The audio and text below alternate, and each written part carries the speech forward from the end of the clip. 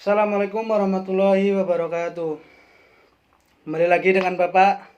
Gimana kabarnya anak-anak, sehat? Sebelum mulai pembelajaran kita awali dengan berbaca doa. Doa mulai. Doa selesai.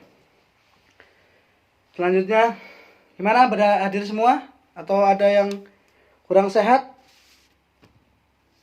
Ya, semua alhamdulillah hadir ya. Selanjutnya, Bapak mau ngambil materi tentang manfaat waktu menambah ilmuku. Ya, mungkin ada yang udah tahu tentang materi ini. Kalau belum tahu, Bapak akan membahas mengenai tentang waktu menambah ilmu. Nah, dalam Quran surat Al-Ashr ayat 1 sampai 3 yang bunyinya Bismillahirrahmanirrahim wal ashr innal insana lafi khusr illal ladina amanu wa amilus solihati wa tawasaw bil haqqi wa tawasaw bil sabr. Shadaqallahul azim. Sebab turunnya ayat dalam tafsir Jurul Amakarya Syekh Muhammad Abdul dijelaskan bahwa telah menjadi adat bagi bangsa Arab apabila hari telah sore mereka duduk berbincang-bincang, membincangkan soal-soal kehidupan dan cerita-cerita lain yang berkenan dengan urusan sehari-hari. Karena banyak percakapan yang melantur, sering kejadiannya pertengkaran, sakit hati, sehingga menimbulkan permusuhan. Lalu ada yang mengutuki waktu asar, petang hari, mengetahui waktu asar, waktu yang celaka atau nas.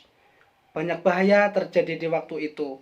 Maka datangnya ayat ini memberi peringatan demi asar. Perhatikan waktu asar, bukan waktu asar yang salah. Yang salah adalah manusia-manusia yang mempergunakan waktu itu dengan salah. Ya, itu sebabnya turunnya ayat ini. Penjelasan surat Al-Ashr. Yang pertama, wal ashr. Dalam ayat ini Allah bersumpah dengan menggunakan waktu, yaitu waktu-waktu yang kita lalui dalam hidup kita, zaman demi zaman, masa demi masa. Bumi berputar dan berganti, masa yang dilaluinya, suka dan duka, naik dan turun, masa muda dan masa tua. Ada masa hidup, kemudian mati, dan tinggallah kenangan-kenangan ke masa lalu. Maka Allah menjadikan waktu sebagai sumpah atau menjadi suatu yang mesti diingat. Kita hidup di dunia ini adalah melalui masa, setelah itu kita pun akan pergi. Dan apabila kita telah pergi, artinya mati, habislah masa yang kita pakai dan yang telah lalu tidak akan dapat diulangi lagi. Itu penjelasan dari ayat pertama. Dan dari ayat kedua, innal insana lafi khusr. Sesungguhnya manusia itu adalah di dalam kerugian. Di dalam waktu yang dilalui itu jelaslah bahwa manusia hanya rugi selalu. Dalam hidup mereka, waktu itu tidak ada keuntungan sama sekali. Hanya rugi saja yang didapati. Dari waktu pertama lahir ke dunia dan dari waktu ke waktu usia terus mengurang. Setiap hari dilalui sampai hitung bulan dan tahun. Dari muda ke tua hanya kerugian yang dihadapi. Dari sini, apa ada yang mau ditanyakan atau sudah paham semua? Kalau sudah paham, ayo lanjut yang seterusnya, ayat ketiga. Innalladzina amanu. Innalladzina amanu itu kecuali orang yang beriman. Pangkal ayat 3, yang tidak akan merasakan kerugian dalam waktu ini hanyalah orang-orang yang beriman. Orang-orang yang mempunyai kepercayaan bahwa hidupnya ini adalah atas kehendak yang maha kuasa. Manusia datang ke dunia ini hanya semata waktu, namun waktu yang sementara itu dapat diisi dengan baik karena ada kepercayaan. Ada tempat berlindung. Iman menyebabkan manusia insaf dari mana datangnya iman menimbulkan keinsanan, untuk apa dia hidup di dunia ini, yaitu untuk berkaitan kepada Maha Pencipta dan kepada semua manusia. Iman menimbulkan keyakinan bahwasanya sesudah hidup yang sekarang ini ada lagi hidup. Itulah hidup yang sebenarnya, hidup yang bako, yang kekal. Di sana kelak segala sesuatu yang kita lakukan selama masa hidup di dunia ini akan dihisab oleh Allah. Mungkin dari teman-teman sekalian, dari adik-adik sekalian bisa memahami ini. Apa ada pertanyaan sampai sini? Kalau tidak ada pertanyaan, lanjut. Yang selanjutnya, wa amilus sholihat, dan beramal soleh, bekerja yang baik dan berfaedah, sebab hidup ini adalah suatu kenyataan dan mati pun kenyataan pula, dan manusia yang dikelilingi kita pun suatu kenyataan pula. Yang baik akan mulia, yang buruk akan menginginkan diri sendiri dan merugikan orang lain. Sinar iman yang telah tumbuh dalam jiwa telah menjadi keyakinan, dengan sendirinya menimbulkan perbuatan baik. Dalam kandungan perut ibu, tubuh kita bergerak, untuk lahir ke dunia kita pun bergerak. Maka hidup itu sendiri pun adalah gerak.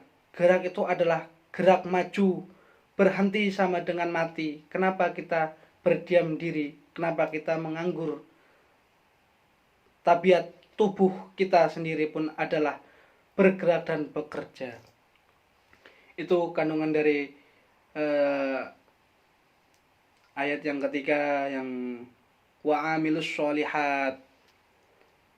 Yang selanjutnya, wattawasau bil haq, dan saling berwasiat dengan kebenaran. Karena nyatalah suatu bahwa hidup yang bahagia itu adalah hidup bermasyarakat. Hidup nafsi adalah hidup yang sangat rugi. Maka hubungkanlah tali kasih sayang dengan sesama manusia. Saling mengerti, tahu kepada yang benar, supaya yang benar itu dapat dijunjung tinggi bersama. Saling mengingatkan pula mana yang salah, supaya yang salah itu sama-sama dijauhi. Selanjutnya, watawasau bis sabr, yang artinya dan saling berwasiat dengan kesabaran. Tidaklah cukup kalau hanya saling berwasiat tentang nilai-nilai kebenaran, sebab hidup di dunia ini bukanlah jalan datar saja. Seringkali kaki kita tersandung, cobaan terlalu banyak, kesusahan kadang-kadang sama banyaknya dengan kemudahan. Kebanyakan orang yang rugi karena dia tidak tahan menumpuh kesusahan dan halangan hidup. Dia rugi sebab dia mundur, atau dia rugi sebab dia tidak berani maju. Dia berhenti di tengah perjalanan, padahal berhenti artinya pun mundur. Sedang umur berkurang terus. Ya, itu dari penjelasan ayat watawasau bil sabr, yang artinya tadi saling berwasiat dengan kesabaran.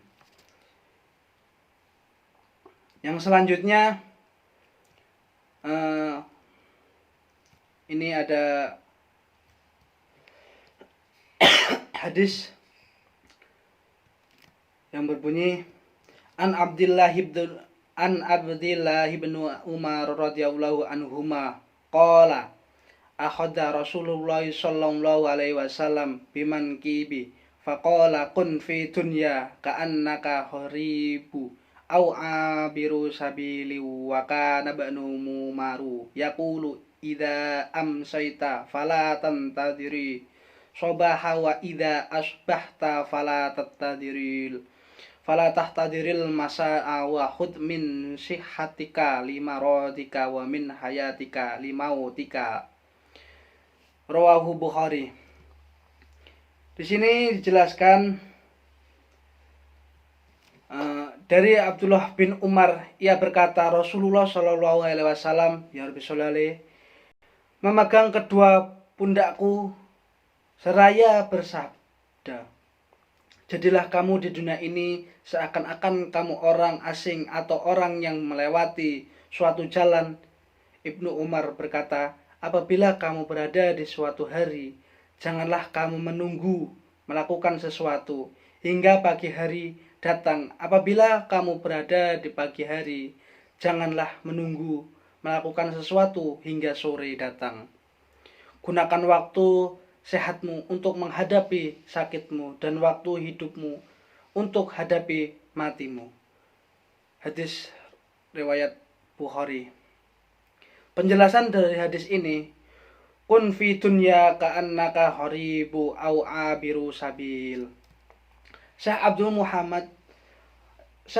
Muhsin Al-Abdad dalam kitabnya Fathul Qori Al-Matin menerangkan bahwa orang asing adalah orang yang tinggal di sebuah negeri yang bukan negeri asalnya. Karena adanya suatu urusan, maka dia pun akan bersiap-siap untuk berangkat dari negeri tersebut kapan saja urusan selesai dan kembali ke negeri asalnya.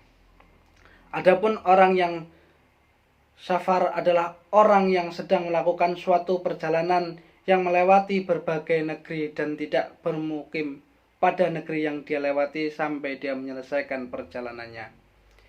Maka negeri asing dan negeri yang dilewati adalah sebagai permisahan dunia. Sementara keberangkatan atau perjalanan adalah menuju akhirat. Yang demikian ini bisa dilakukan dengan cara mengingat kematian, mengurangi angan-angan dan mempersiapkan diri menuju akhirat dengan melakukan amalan soleh. Dalam kitab Fathul Bari, Al-Iman An-Nawawi As-Sayafi radhiyallahu an mengatakan, mannal haditha la tarkan ilal dunya wala tattahida hawatun wala tuhaddi tansyiqa bil baqa'i fiha wala tata'allaqa minha bima la yata'allaqa bihil kharibi fi khaira wadunna. Yang artinya makna hadis ini adalah janganlah engkau condong kepada dunia. Jangan menjadikan sebagai tempat tinggal yang permanen dan jangan sampai jiwamu membisikkan kepadamu untuk tinggal selama-lamanya di dunia. Serta jangan sampai engkau bergantung kepada sebagaimana orang asing yang tidak bergantung kepada selain negeri asalnya. Maksud dari hadis di atas ini, kita tidak boleh seolah-olah itu yakin kalau kita kekal akan di bumi ini, dan kita harus bisa membagi suatu saat kita pasti akan merasakan mati, dan itulah yang akan kita rasakan hidup yang selama-lamanya kekal abadi di surga nanti. Amin amin ya Allah. Selanjutnya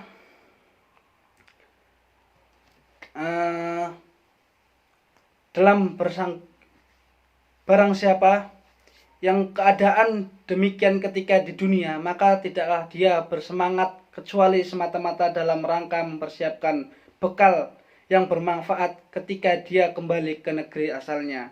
Maka dia pun tidak akan bersaing dengan penduduk negeri yang dia tinggali. Tersaing di negeri tersebut dalam rangka memperbuat kedudukan, demikian pula tidaklah dia bersedih dikarenakan kerendahan dirinya di hadapan mereka. Ini potongan dari di atas. Idza amsayta fala tantadiri sabaha wa idza asbahta fala tahtadiril masa'a wa khudz min sihatika limaradika wa min hayatika limautik. Wasiat pertama yaitu apabila engkau berada di waktu sore, maka jangan menunggu waktu pagi. Maksudnya adalah segeralah engkau beramal sebelum datang waktu pagi, dan jangan katakan aku akan beramal besok saja, karena bisa jadi engkau akan meninggal dunia sebelum datang waktu pergi. Demikian pula apabila engkau berada di waktu pagi, maka jangan menunggu waktu sore. Maksudnya adalah beramalah dan persiapkan bekal berupa amal soleh, karena bisa jadi engkau akan meninggal dunia sebelum datang waktu sore. Yang dimaksud dari sini, janganlah kita menunda-nunda waktu, karena semasih kita memiliki waktu yang bisa digunakan dengan sebaik-baiknya, ayolah kita gunakan untuk menambah amal soleh kita, membuat suatu kebaikan kepada orang lain, untuk bekal kita di akhirat besok, biar kita semua bisa masuk dalam surganya Allah. Amin amin ya rabbal alamin. Dalam hadis ini seolah-olah mengingatkan kita bahwa tidak pantas bagi seorang muslim untuk menjadikan dunia sebagai tempat tinggal permanen yang dia rasakan merasa nyaman di dalamnya. Akan tetapi hendaknya seorang mukmin di dalam menjalani kehidupan dunia ini ibarat seorang musafir yang mempersiapkan perbekalan untuk menjauhkan perjalanan berikutnya. Ya, seolah-olah kita hidup di dunia ini seperti orang mampir minum, karena nggak kekal kita hidup di dunia. Pasti suatu saat kita akan merasakan kematian. Yang selanjutnya, hidupmu sebelum datang kematianmu. Yang dimaksud dari itu adalah sebagai seorang muslim, hendaklah bersegera untuk beramal soleh kapanpun dia mampu untuk melakukannya, yaitu tak kala dia dalam kondisi sehat sebelum datangnya penghalang seperti sakit dan usia senja, dan hendaklah mengisi umur kehidupannya dengan amal-amal soleh. Sebelum datangnya kematian secara tiba-tiba, maka ia pun akan berpindah dari negeri amalan dunia menuju negeri pembalasan akhirat. Selanjutnya dalam surat Al-Mu'minun ayat 99 sampai 100, Allah telah menegaskan tentang keadaan orang-orang kafir tatkala kematian datang menjemput. Bismillahirrahmanirrahim. Hatta idza jaa ahadukumul mautu qala rabbirji'un Ali ammalu sholihan fami taraktu kala innaha kalimatu huwa qailuha wa min waraihim barza'u ila yaumi yub'atsun.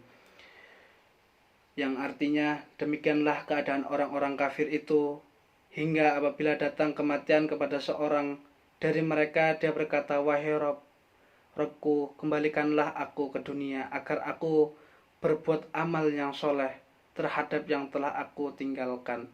Sekali-kali tidak, sesungguhnya ia adalah perkataan yang diucapkan saja. Dan di hadapan mereka ada dinding sampal dari mereka dibangkitkan.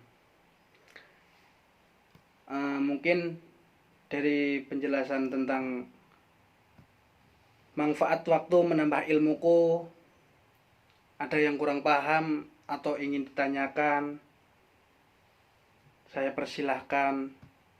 Atau banyak yang gak jelas, yang dimana yang tidak jelas, monggo ditanyakan. Mungkin